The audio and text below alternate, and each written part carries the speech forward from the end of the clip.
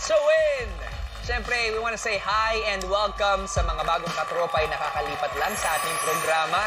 Kasama pa rin natin ang napakagandang si Miss Tuesday Vargas at ang ating payag hunter na si Sir Braggs. Babalikan natin ang ating easy round question, okay? At ito ay, ano ang kwentong barbero? A. Inumin ni Boyet, B. Sandwich ni Boyet, or C. Both A and B. Ang tamang sagot natin ay A. Inumin ni Boyet. Nakita natin buko. Pero kapag tama ang kasagutan nyo, madadagdagan ang ating weekly jackpot prize ng 300 pesos. Miss Tuesday, Sir Braggs, alamin na natin.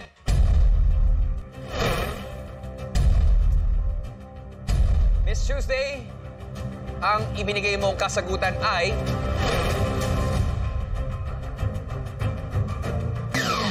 mali! C, both A and B. Sabi ko na nga ba, dati ako maniwala sa'yo, Braggs. Bakit pag mali, nagkakasisihan? Ni-rewind natin kanina. Sabi nyo, maniniwala ko dahil teacher talaga. Pero dapat na nga naman. Bakit nga ba nagkalituhan? Kasi parang yung nakasulat siomai, tas hotdog yung kinain. Parang medyo may ganun diskaril lang konti. Kasi naman, teacher eh. Papatawag ko ito sa principal's office. Pero ang maganda kasi dito, nakita na natin kung paano yung mechanics ng ating watchable para sa mga susunod na round, sa mga susunod na araw, pwede tayong bumawi. Yes. Okay? Pero bago tayo mapunta sa panibagong watchable natin, interesado kasi ako malaman, kahapon na pag-usapan natin slight yung kwento ni Sir Bragg. Di ba? Na teacher, tapos yung love life ng buhay mo. Ay, wow! May drama rin siya. Si, yung pamangkin. Di ba? Yeah, si Kylie. Si Kylie. Grabe yung pagmamahal na binibigay mo para kay Kylie at ramdam namin dito sa studio eh. Habang pinag-uusapan yung pamangkin mo, nagiging emotional ka. Bakit? Bakit ka ganun yung klase ng pagmamahal na ibinibigay mo sa kanya? Before po kasi, bago siya napunta sa akin, sa piling ko, inayawan ko na siya talaga noon. Okay. Parang ayoko ng responsibility, malayo naman sila dati, tapos biglang lumapit, tapos may baby pa. So ayoko talagang makita kahit masulyapan lang yung bata. Until financially tumutulong ako sa kanila kasi wala din naman pampagamot. Kasi dying po nung sinilang si Kylie. Meron siyang may condition yung blood niya. Okay. Tapos di nagsusupport po ako sa kanila financially. Sabi ng nanay ko, parang syempre pagka mga matatanda na may mga comorbidities din. May mga old, ano po sila, mga paniniwala, mga belief. Ay, okay. Tapos po, sabi ni mama, parang hindi daw nagte-take effect kahit may ginagamot si Kylie. Parang kailangan daw ni Kylie ng touch ko, ng sulyap ko sa kanya, kailangan makita ko daw. Parang I was like si Jacob na napahandusay na lang saan. Nung nakita ko si Kylie, ayun na po, yung parang nung kinarga ko pa siya, umiiyak na ako, hindi ko na pinakita sa kanila. Lumabas ako ng hospital, tapos umiiyak ako doon. Tapos super regress ko, nuts na nga ako na rin ako na hindi ko nagagawin sa kanya. Kaya gagawin ko yung best ko na maitutulong ko sa kanya. Kaya ngayon po, love na love ko po yun. Kung okay lang itanong, Sir Braggs, no? Nasaan po yung parents ni Kylie? Nag-work po siya ngayon. Minsan nakakatulong naman po sa amin. Nagpapadala. Pero dahil malayo nga siya sa anak niya, so, nasa akin na po. Pero paminsan po dumadalaw naman yung nanay. Yung nanay niya, which is yung pinsan ko. Uy, mahirap yung ginagawa niyo, ha? Being a parent, walang break yan. Palaging hindi nga lang on-call eh. Dapat 24/7 nandyan ka. Yes, And po. ganyan din yung nararamdaman namin kay Miss Tuesday, di ba? Ganyan kayo sa inyong anak.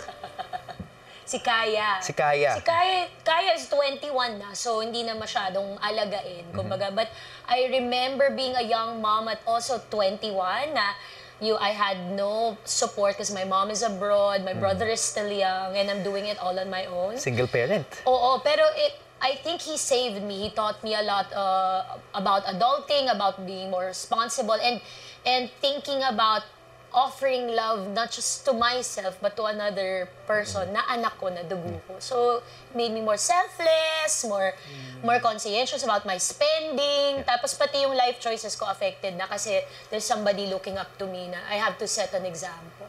So, thank you so much. I'll be back for the swimsuit competition. Uy, taga lang, hindi pa Parang ito. beauty queen yung answer ko dun Thank you so much, Mrs. World. Parang ganun yung Mrs. World. Mrs. World.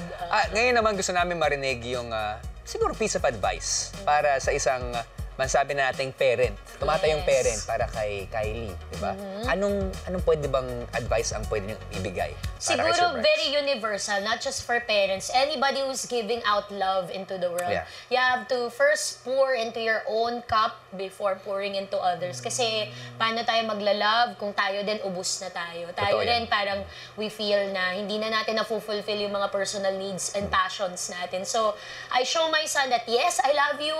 I will lay my life for you, take care of you. But mommy has to be happy and peaceful first so that I can function and become a better mom for you. Ganun. So, love yourself. Love yourself. Yes. Self-love. Ano talaga to? Title na ako dito, Rob. Di ba? Pwede nga eh. And self-care is important. Actually, Yes. sa mga nasabi niyo yan, pwede kayong gumawa ng libro at saka podcast. I'm sure! So guys, iniisip ko yan for 2024. Sana i-support nyo ako pag nag-podcast talaga. Ay, oo naman. Iniisip ko yan for next year. Oo. Yes. We will be supporting you all the way. Maraming salamat sa Yes. advice and also sa kwento. Palapakan natin. Yes. Sir Brags. Ang title pala ng podcast ko, Rob, wag mo akong etchusen. Tapos yung spelling ng choose, T-U-E-S. Napaka-witty! Napaka-witty! Ang galing. Uy, walang kukuha nun, ha? Sa kanya na yun talaga. Ano ko na yun, Copyright na yan. Pero, trademark na yan. Whatever happens, andito lang yung pamilya namin nakasuporta sa pangarap mo. Okay? Maraming salamat. At ngayon, itutuloy na natin ang ating laro. Lalong-lalo na, sigurado ko si Kaya at si Kylie matutuwa kapag nakuha nyo ng tama ang ating medium round. Kaya naman, simulan na natin ang ating medium round. Let's have a watchable reveal. Para sa susunod na round, babalik tayo sa aktingan, drama. Kulang sa pansin.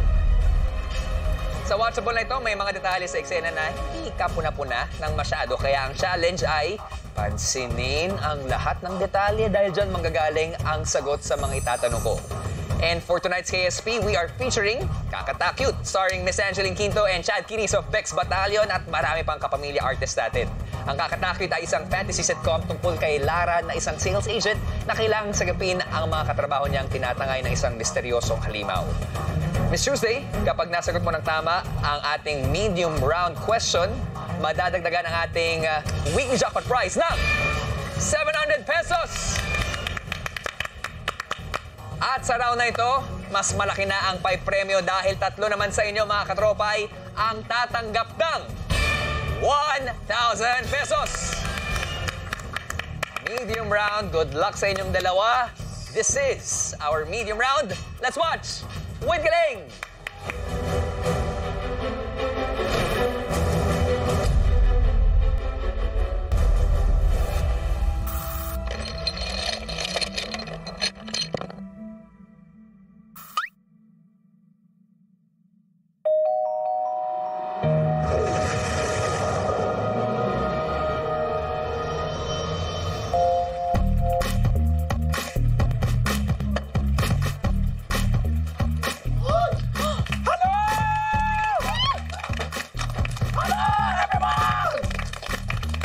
Everybody feeling good today? Yeah! Everybody feeling good today? Yeah! Say yo!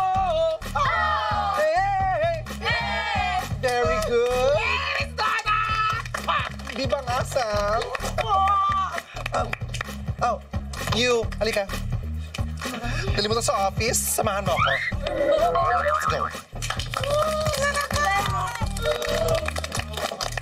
Nakakawin kayo. Naku, akala ko ako yung pinipicturean nila dahil sa bagong designer scarf ko. Bakit? Magkano ba yan, Miranda? 40! 40K? 40K? Pesos eh. Ayan o. Ay, fake ata yan eh. Panira ka, Kaden? Porque bagong gupit ka? So what kung fake? Bagay naman. Diba, Jairus? Siyempre, Miranda. Tsaka bagay naman kahit ano sa'yo dahil sa symmetrical mong face. At tsaka common trait ng mga attractive yung mga ganong bagay, di ba? You're fired!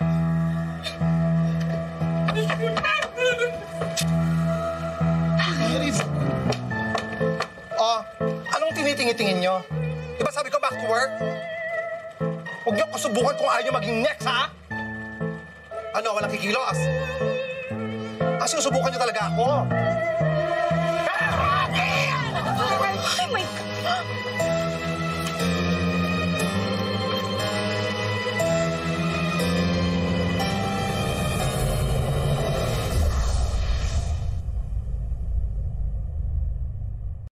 Grabe yung gigil, parang kumain ng pinakurat ah. Oo, iba-iba. Ganun yung gigil talaga, no? Oh, babalikan natin ang ating KSP. Napansin mo ba yung mga detalye?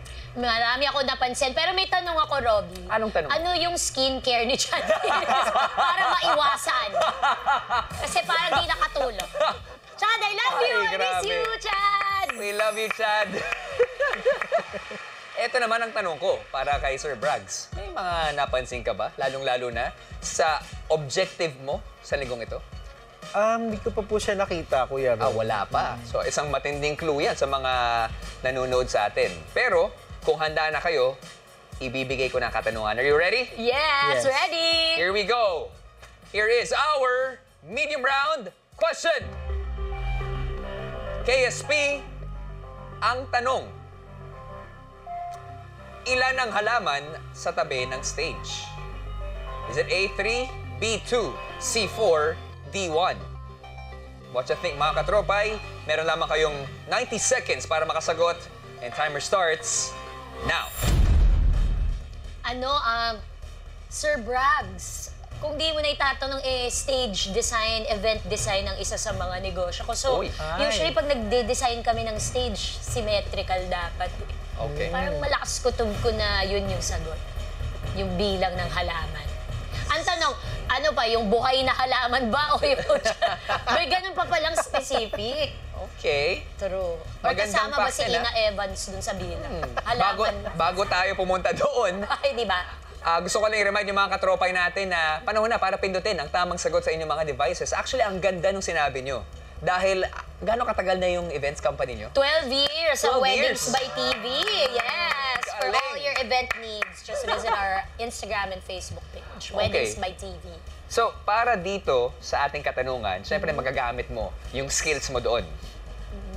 Napansin mo ba kung ilan talaga? Hindi ko talaga napansin, nag-invento lang ako, Robby. Huwag ka lang masyadong usisa. Okay. Kung confident ka actually, panahon na para ikasa ang kasagutan mo. Ay, tama. Yun na lang? Sige po. Sige. Okay. Nagkasundo na sila. Parang okay naman na kami. Kasado ka na ba? Kasado na! Kasado na po si Miss Tuesday at kayo rin mga katropay. May pagkakataon pa kayong humabol, lalong-lalo na meron na naman tayong 10, 9, 8, 7, 6, 5, 4, 3, 2, and 1. Time is up! Alam mo, sana nagkita tayo. Magkita tayo like bago ka last year. nagplan? Bago ko nag-wedding planning. Okay lang yun. Minsan masarap din maging guest. Para hindi sumasakit yung ulo ko. Dahil Ay, joke lang. nako. Marami ako isasangguni sa'yo. Pero Oo, pwede. sana tama ang ibigay mong kasagutan dito. Panahon na para malaman ang tamang sagot sa ating medium round question. Let's rewatch.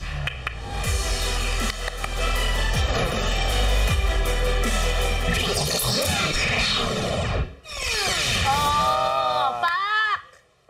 Pak! Ayan nga, oh. Ang tamang sagot ay B2. Ay, tamins yun, ah.